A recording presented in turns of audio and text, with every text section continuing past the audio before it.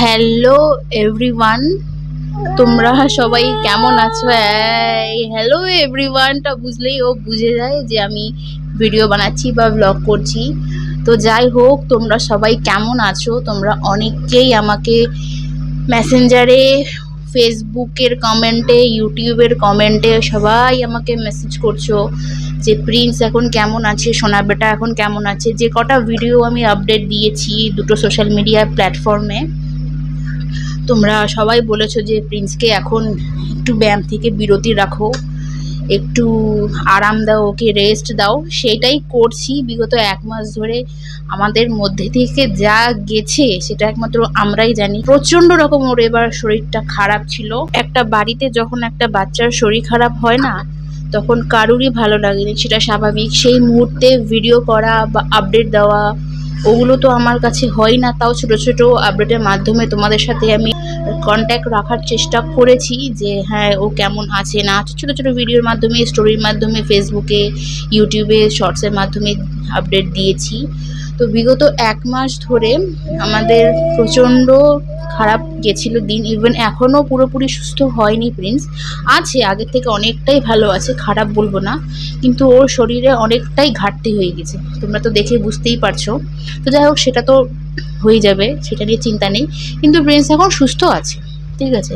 তো আমি তোমাদের সাথে এই নিয়ে ভিডিওটা বানাচ্ছি কারণ গত 1 মাসের মধ্যে আমাদের সাথে কি কি ঘটেছে সেটা আজকে তোমাদের সাথে শেয়ার করব। তো দিনটা ছিল 6 সেপ্টেম্বর, প্রিন্সের বার্থডের দিন থেকেই শুরু করলাম। সেদিন আমার প্রচণ্ড জ্বর এসেছিল, সেটা নিয়েও তো আমি তোমাদেরকে বলেছি। যাই হোক, সেগুলো নিয়ে আর কিছু কথা বলছি না, একদম ডাইরেক্ট মূল বক্তব্যগুলো বলছি তোমাদেরকে। সেদিন আমার জ্বর এসেছিল বিগত 21, 22, 23, 24, 25 4 বছর পর। কারণ করোনার ভ্যাকসিনটা দেওয়ার পরে আমার এই জ্বর আসলো, তাও ভালো মতন জ্বর আসলো। তো যেহেতু আমার জ্বর আসে না, আমি সহ্য হতে পারি না, তাই আমার শরীর একদম ছেড়ে দিয়েছিল বার্থডের দিন। তারপরে ওষুধ থেকে কোনো রকম কাজ করলাম, এবং ওই মুহূর্তটা আমি প্রিন্সের থেকে সত্যি অনেকটা দূরে দূরে থাকার চেষ্টা করেছি। কিন্তু মার হলে কিন্তু বাচ্চার হবে, এটা স্বাভাবিক কথা, সেটা আমার জানা ছিল। তবুও যতদূর সম্ভব আমি চেষ্টা করেছি ওকে দূরে দূরে রাখার, যেটুকু সময় ওকে পাশে থাকতে হয় বাধ্য। ওই খাওয়ানোর টাইমটা, তারপরে পটি করানোর টাইমটা, ডাইপার চেঞ্জ করানোর টাইমটা, ড্রেস চেঞ্জ করানোর টাইমটা, ওইটুকু টাইমটা আমি ওকে নিয়েছিলাম। তো ওইটুকুর মধ্যেই ওকে আর কি জ্বরটা ক্যাচ করে নিল। 6 তারিখ প্রিন্সের বার্থডেটা গেল, 7 তারিখ ভোরবেলা, মানে 8 তারিখ সকালবেলায়, ওই 8 তারিখ থেকে যে প্রিন্সের জ্বর আসলো, মোটামুটি 105 ডিগ্রি জ্বর অবধি গেছে চলে। তো আমরা ভেবেছিলাম যে সাধারণ জ্বর, ঠিক হয়ে যাবে বলে লোকাল মেডিসিন শপ থেকে ওষুধ এনেছি।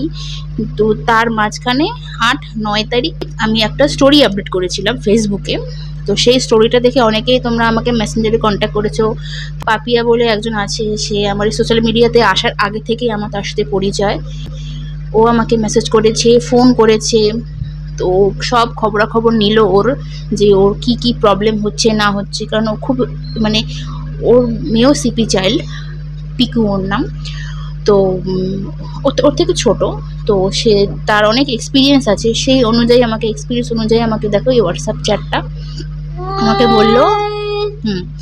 আমাকে বললো যে এই মেডিসিনটা এমার্জেন্সি পারপাস দাও, কারণ ও 2 দিন ধরে ঘুমোচ্ছে না। ওর মানে এতটা হাইপার হয়ে যাচ্ছে, দেখো এখানে ভিডিওতে এতটা হাইপার হয়ে যাচ্ছে, ওর চোখে ঘুম নেই, কারণ ওর শরীরটা ভীষণ আনছান করছিল তার জন্য। তো সেই অনুযায়ী ও মেডিসিনটা আমি ওর বাবাকে দিয়ে আনালাম। ওই মুহূর্তটা কোনো রকম ঘুমালো। তারপর দিনকা বিকালে আমরা ডাক্তার দেখাতে গেলাম, কারণ কফও ছিল, প্রচণ্ড কফ ছিল শরীরে, বুকে প্রচণ্ড কফ ছিল। তারপরে বিকেলবেলা আমরা সকাল থেকে প্ল্যান করছিলাম যে আজকে বিকেলে ডক্টর দেখাতে যাবো। ডক্টর যেহেতু বিকেলে বসেন, তাই সকালে আমি আমার মাকে ফোন করে নামটা লিখিয়ে নিলাম, যে বললো 27 নম্বরে নাম হচ্ছে। ঠিক আছে, তো টাইম দিয়েছিল 8টার সময়। সেদিনকার পেশেন্ট কম ছিল, তার জন্য আমরা এখান থেকে বেরিয়েছিলাম এই 6:30 নাগাদ। তারপরে আমরা সেখানে 7টার সময় গিয়ে পৌঁছেছিলাম না। ফার্স্টে আমি মারবাড়ি গিয়েছিলাম, সেখান থেকে ফোন করে বললাম যে এখন কি ফাঁকা আছে, এখন আসতে পারবো? বললো হ্যাঁ, এখন পেশেন্ট একদম নেই, তাড়াতাড়ি চলে আসো, এখন ডক্টর দেখানো হয়ে যাবে। ডক্টরের কাছে গেলাম, একজনের পর আমরা ছিলাম। তারপর ডক্টরের কাছে গেলাম। ভিতরে তো ভিডিও করার অ্যালাউ নেই, তবুও 7:30টার মধ্যে আমাদেরকে ডক্টর দেখানো হয়ে গেল এবং বললো ওর বাড়িতে কারো জ্বর আছে। জানালাম যে হ্যাঁ আমারও এসেছে অবভিয়াসলি। তো সেখান থেকে ওর জ্বরটা ক্যাচ করেছে আর প্রচণ্ডই ও উইক হয়ে গেছে। তার জন্য ওকে 8 রকমের মেডিসিন দেবো। 8 রকম মেডিসিন মানে ভাবতে পারছি না। একে তো ওর যেগুলো রেগুলার মেডিসিন 5 রকমের ওষুধ খায়, তার মধ্যে তার আগে ক্যালপল খেয়েছে, অ্যান্টিবায়োটিক খেয়েছে, তার মধ্যে ওই স্লিপিংয়ের যে ওষুধটা আছে সেটা হচ্ছে এমআরআই করার আগে বাচ্চাদেরকে বা কোনো রকম ইইজি করার আগে বাচ্চাদেরকে ওই মেডিসিনটা দেয় ঘুমানোর জন্য, সেটাও খেয়েছে কন্টিনিউ 2 দিন। একদিন গোটা দিন খেলো, মানে টোটাল 15 ml করে খেলো। তারপরেও যে এত মেডিসিন ওর শরীরের মধ্যে পড়েছে কন্টিনিউ 1 সপ্তাহ, মানে ভাবা যাচ্ছে না। তারপরে ডক্টর দেখিয়ে আমরা সেখান থেকে শিলিগুড়ি ফার্মাসিতে গেলাম, কারণ ওখানে চিপ অ্যান্ড বেস্ট মেডিসিন যাকে বলে ওখানেই পাওয়া যায়, কারণ 22% ডিসকাউন্ট দেয় ওখানে। আমি বরাবর ওখান থেকে মেডিসিনটা আনি। সব কিছু দিয়ে আর কি 1500 টাকা বিল হয়েছিল। আমাদের মতন সাধারণ ঘরে এরকম বাচ্চা থাকলে মেডিসিনের খরচা তো আছেই, থেরাপি না হয় আমি এখন কয়েকদিন বাড়িতে করাচ্ছি যেহেতু ওর শরীরটা খারাপ আছে, মানে এই শরীরটা খারাপ হওয়ার আগে সেই খরচাটা একটু স্টপ হচ্ছে এখন। আর তার মধ্যে এরকম শরীর খারাপ হলে ডক্টর দেখানোর ভিজিট থেকে শুরু করে নিয়ে এতগুলো মেডিসিনের খরচ সত্যি আমাদের হাতে থেকে বেরিয়ে যাচ্ছিল। যাই হোক, ছেলেকে তো আগে সুস্থ করতে হবে, টাকা পয়সা পরে আনা যাবে, সে পরে কামাই হয়ে যাবে, সে নিয়ে চাপ নেই। প্রথমে আমাদের টার্গেট ছিল ছেলেটাকে সুস্থ করা।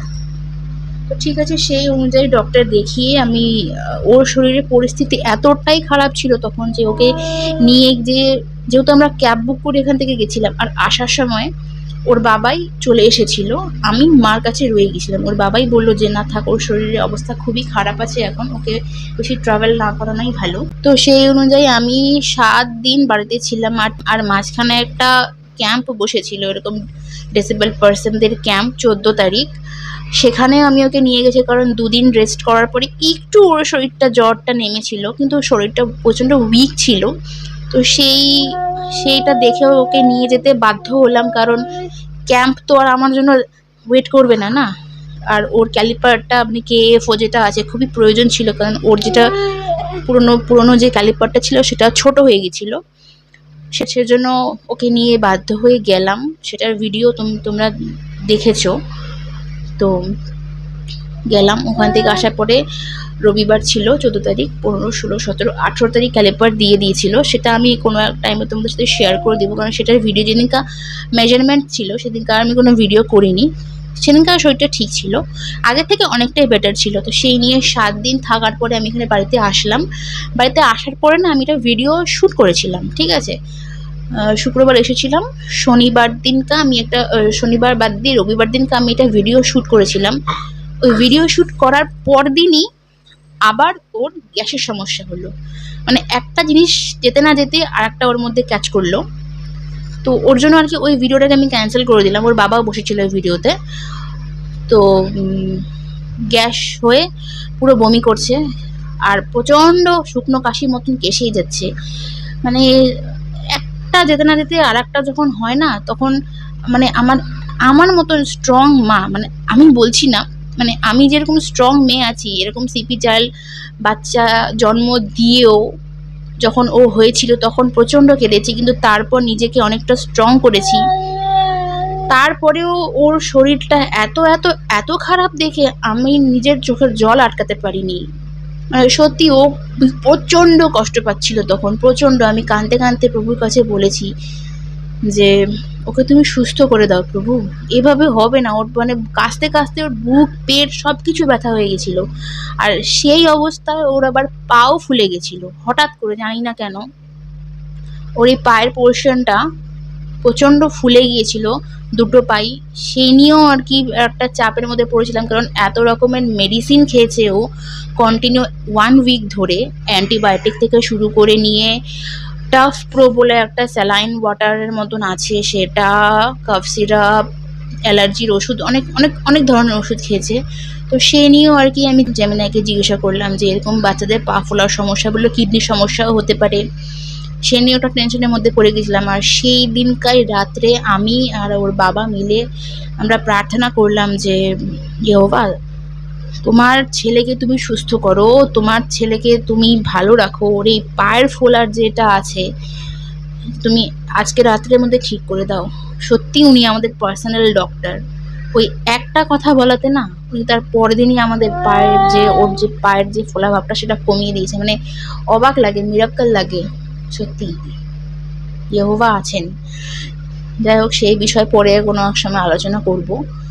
তারপরে তো দুদিন এভাবে গেল। সেই মুহূর্তেও আমাকে পাপিয়া ফোন করেছিল, মেসেজ করেছিল, বললো যে কিছু না, ও এত রকমের ওষুধ খেয়েছে তো তার জন্য হয়তো এরকম হতে পারে, তুমি ওকে একটা প্যান 20 খালি পেটে খাইয়ে দাও। কারণ ওকে আমি সচরাচর গ্যাস করে হয় না, ও তো নর্মালি খাবার খায়, সেদ্ধ ভাত খায়, বাইরের তো কোনো কিছু খায় না, বা ফাস্টফুড খাবে বা কোনো কিছুই না। তো সেই অনুযায়ী আমি ওকে কোনো দিনও ওকে গ্যাসের ট্যাবলেট খাওয়াইনি। তো সে পাপিয়ে আমাকে বললো যে ওকে একটা খালি পেটে প্যান 20 খাইয়ে দাও। প্যান্ডি যেটা আমরা খাই, প্যান 40, সেটারই হাফ প্যান 20।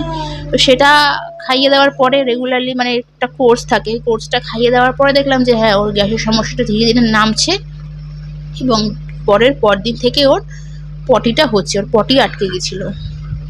বমি তো করছেই, মানে 5-6 বার ধরে বমি করে গেছে, জলের মতন বমি করে গেছে। এতে ওর চেহারা আরো অনেকটাই কাহিল হয়ে গেছিল। প্রথমে তো জ্বর থেকে কোনো রকম উঠলো, আবার ওর বমি, গ্যাস, এই সেই হলো। তোমার ব্যাপারেই বলছি। তো সেখান থেকে সুস্থ হলো এখন। এইভাবেই আমাদের গোটা একটা মাস গেল। গত 8ই সেপ্টেম্বর থেকে শুরু করে মোটামুটি এই দুর্গাপুজোর আগে ও সুস্থ হয়েছে। তাই এটাই তোমাদের কাছে আজকে শেয়ার করলাম। এই ছিল আমাদের গোটা 1 মাসের একটা ঘটনা। সবকিছু তো আর ভিডিওর মাধ্যমে সেই মুহূর্তে শেয়ার করা যায় না, তাই পরে আমি ভেবেছি যে একটা ভিডিওর মাধ্যমে তোমাদের কাছে শেয়ার করব। তো যাই হোক, এটাই আজকে তোমাদেরকে আপডেট দেওয়ার ছিলাম। এরপর থেকে আমি রেগুলার ভিডিওতে আসার চেষ্টা করব, কারণ এতটাই এখন ল্যাদ লেগে গেছে এই 1 মাসের মধ্যে। ভিডিও তো দূরের কথা, মানে সেরকমভাবে কোনো কিছু আপডেটও তোমাদের সাথে দিতে পারিনি। ল্যাদও লেগেছে, প্লাস মন মেজাজও খারাপ ছিল। তা পুরোনো কিছু ভিডিওস আছে, সেই পুরোনো ভিডিওসগুলো আমি তোমাদের সাথে আস্তে আস্তে শেয়ার করব। আর ব্যায়ামের দিক থেকে বলতে গেলে ফিজিওথেরাপির থেকে তো অনেকটাই ও পিছিয়ে যাচ্ছে। মানে যা শিখেছে আমি ওকে এখন হালকা পাতলা হাতের পায়ের এক্সারসাইজগুলো হালকা হালকা করে করাচ্ছি, কিন্তু প্রচণ্ড কষ্ট হচ্ছে এখন। তো একটু সুস্থ হোক, আর একটু সুস্থ হোক, হালকা পাতলা ব্যায়ামগুলো এখন করানোর পরে আস্তে আস্তে ওকে আবার রেগুলার ব্যায়ামে আনার চেষ্টা করব। আর সামনেই তো শীতকাল চলে আসলো, সে নিয়েও একটা চাপ পড়ে গেল, কারণ এত বছর আমার উইন্টার খুবই ফেভারিট ছিল, ইভেন এখনও আছে। কিন্তু বাচ্চাদেরকে যতটাই করে সাবধান করে রাখার চেষ্টা করি না কেন, ওদেরকে সর্দি কাশি ছুবেই। সে নিয়েও একটা চাপে এখন আছি, কিছু করার নেই, ওদেরকে তো আটকাতে পারবো না। যাই হোক, এই ছিল একটা ছোট্ট রকম আপডেট ভিডিও।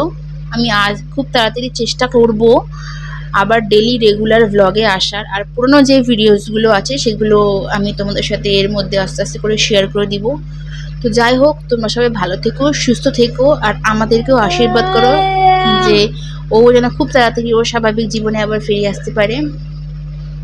ঠিক আছে, এটাই ছিল বলার। দেখা হচ্ছে খুব তাড়াতাড়ি পরের নেক্সট ভিডিওর সাথে।